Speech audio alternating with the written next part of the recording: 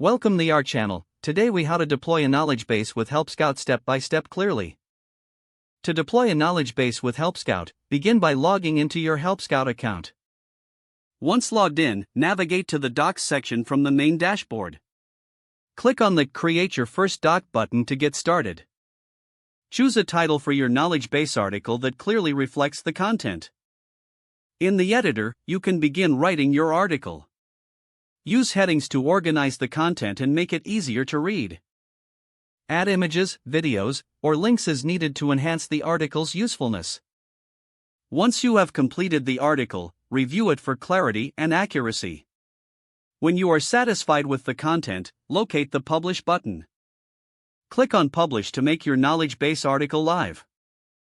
Next, head to the Settings section to customize your knowledge base.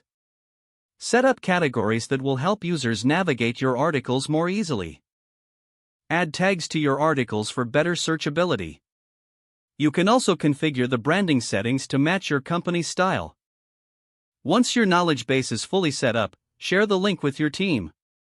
Encourage them to provide feedback and suggest improvements. Regularly update your knowledge base with new articles and revisions. Monitor user engagement and adjust content as necessary based on feedback. Finally, promote your knowledge base to your customers for easy access to information.